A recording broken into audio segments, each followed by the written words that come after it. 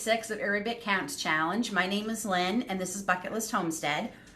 Today I'm going to be, excuse me, today I'm going to be processing something I didn't expect to be processing this early in the season. I didn't think it would be part of the Every Bit Counts challenge at all, but it's apples. Normally, we go and pick apples at a U-Pick farm here. You know, Spray U-Pick farm. But that's not until like October. Usually our Canadian Thanksgiving is when we go, that weekend. But these apples are on the side of our house, and they were here when we bought the property. And I think the first year we were here, there were some.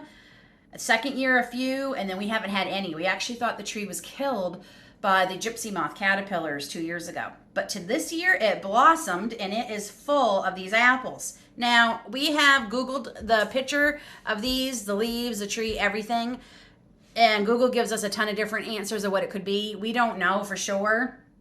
I'm kind of leaning more towards what was the name of it? I looked it up yesterday. I can't remember. If I can find it, I'll put it down here. It's a green apple, obviously, and they are more than ready. I'm not sure what is causing this. Maybe that's that rust that somebody was talking about. But anyway, they're perfectly fine.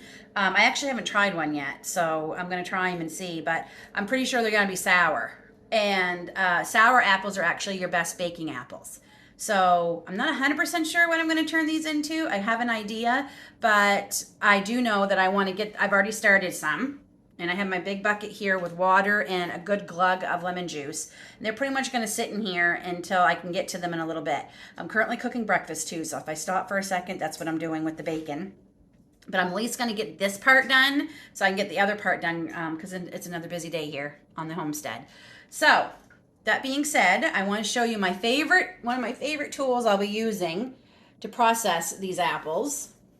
And it's my KitchenAid spiral with peel, core, and slice tool. It comes with all kinds of different tools. Hold on, I'll show it to you. It's like this, and all the tools are in here. There's different tools for different things. This is for the same thing I'm using now, but it's for smaller apples. I'm not 100. This, I think, they make different skinny vegetable noodles, like on the cover. Oh, there goes my book. Like on the cover right there, if you can see that. And I haven't used, honestly, a lot of the other tools for much. Mainly I am using it for my apples and other things that we need to core and peel. It's wonderful. I love it, especially when I'm doing a ton, because it peels them and cuts them all at once. So it saves you a lot of time. So I'll show you how it works. So it just goes in here where the silver, what did I do with it? I just took it out. But the silver thing that's here, you take that out, you put this in till it fits in the groove in there. How are you going? And we'll go this way. And then you tighten it back up with this. You just tighten it up and we're good to go. Okay, so I have the peeler. You really can't see. There we go. The peeler is this part right here. That goes on the bottom, and then the core is on top here. So it also comes with this, the post. So you slide the apple on, push it pretty hard, slide this part down, push it in, and turn it on.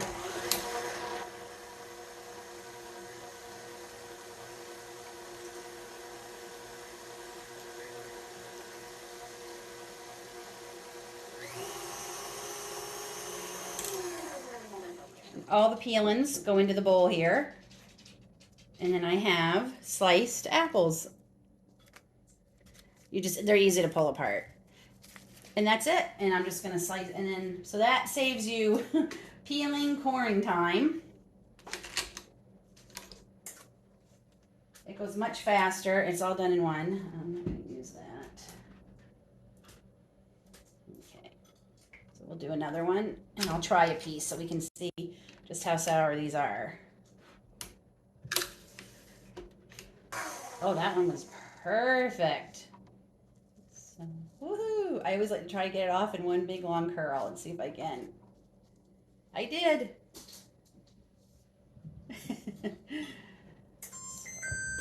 Oh, there's my bacon. Hold on a second. Okay, so let's try this apple. Yeah, they're sour. Wow. We've got a lot of apple flavor, but boy, they're sour. Okay, we are going to just keep going through all these, get as many as I can get done, have breakfast, and then we've got one errand to run before we come back, and I think I'm going to make this into apple pie filling. I think that's where I'm leaning. I only have one jar left from last year, so we might as well save the good eating apples that we'll be picking later for eating and use up these to make up a bunch of apple pie. So, more peeling to do.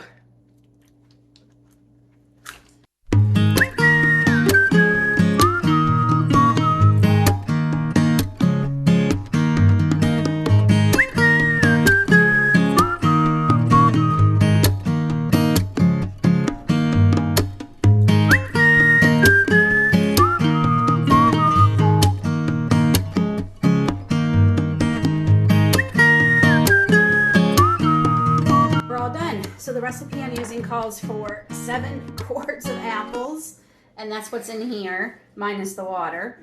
So I'm just gonna let these sit, and I love these containers. I'll link these in this KitchenAid tool down in the description box below. I got these off of Amazon.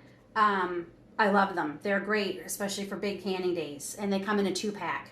And they hold a total of 8 quarts or 7.5 liters. So they're great. So I'm just gonna try and push these down a bit. So there, okay, so we're gonna go have breakfast, and when we come back from our errand, I will be canning some apple pie. They come with lids too. I forgot to mention that. All right, we are back from our errands, and I started parboiling the apples. So you wanna boil them for about a minute after they start boiling again. Oops, I forgot I turned down the heat. So we're gonna parboil these for a minute. I've already got most of them done, and I'm just keeping them in my handy dandy little tote here with a lid. So I've got my canner, my water bath canner, which you can't even see. Let me see here. There it is. I've got that going right now too. So, and I've got 6 quart jars down in my oven. And the oven's only on 200 degrees. They've been in there for about 20 minutes. I'm gonna actually turn the oven off when I start cooking the filling, the goo, the apple goo. So it's very much just like the blueberry pie filling I made last month, only I'm using apples and a few different spices. And I didn't parboil the blueberries, but we just need those to go for another minute. And then I've got a few left here in my strainer. Okay, so once I finish them, I'll bring you back and we will make our goo. Okay, so now we're ready for the sugar and spices and everything.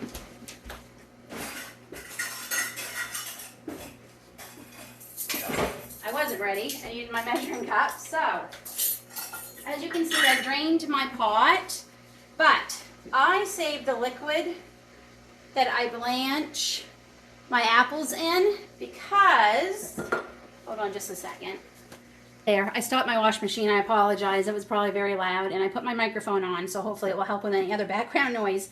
So yeah, so I saved my liquid because you're going to need about 8 cups of liquid, part apple juice, part water, and this is basically water and the apple juice. It's made its own apple juice, and I find it flavors it better, so I'm keeping that.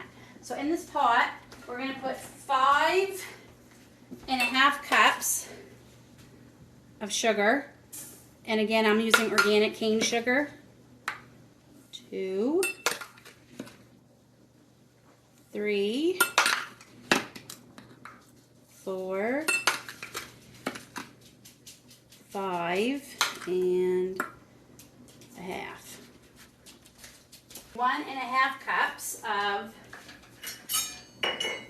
the clear gel. Make sure I'm calling it the right thing in this video. Last video I kept calling it the wrong thing, even though I meant this. So we need 1.5 cups. So there's half a cup. Oh, I hope I have enough left. there's 1 cup. And so I personally won't be buying any more of this. I'm gonna go back to my tapioca starch for my thickener. I like it better and it's a lot cheaper. And I'm gonna we love cinnamon. If you're new here, we love cinnamon in this house. So I'm gonna do about 2 tablespoons. In my apple pie, I add a little bit of nutmeg. So we're probably gonna do about a tablespoon of nutmeg. And I also add ginger. About a little less than a tablespoon of the ginger. Oh, maybe not. Nope, that's a tablespoon. That's okay. And then we add our liquid. And we're going to cook this till it gets nice and thick. And then we will add some lemon juice at the end.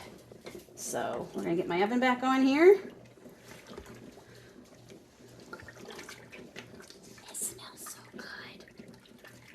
It smells like fall.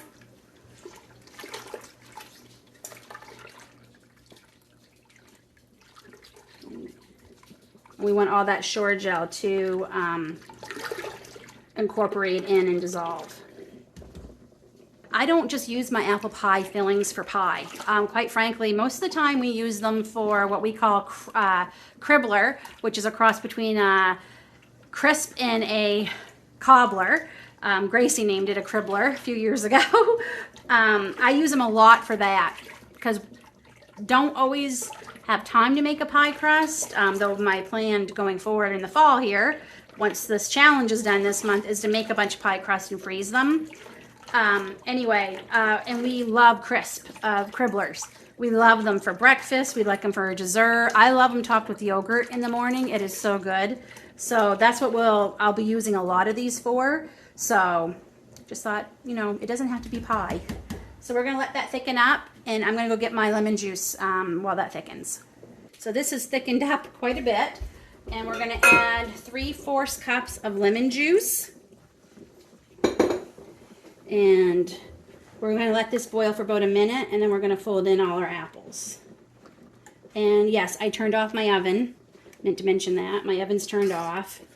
So the jars are just staying nice and toasty warm, because remember, hot filling, hot jars. Cold filling, cold jars. And if it's cold jars, then cold canner. Right there. Okay, so I've removed the slurry, the goo, whatever you want to call this. And we're just going to fold the apples, and I removed it right from the stove. And I have it on a very hot, or one of my canning mats.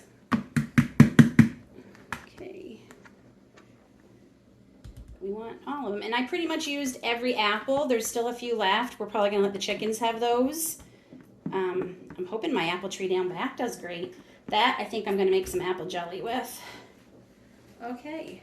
So then we're going to stir this up. Oh, this smells amazing. I'll tell you one thing. Preserving and canning sure builds your muscles. Okay, so we need to leave 1-inch headspace. And I find this a little bit easier than a ladle. And that's about 3 cups right there. So I'm going to say it's about 3.5 cups maybe. Oh, got a little more room. And I did taste this just to make sure. And I added just a tad bit more cinnamon. And it is amazing. This is so good. Don't forget to wipe your jars off before you put your lids on, because it is sticky and you want your lids to seal.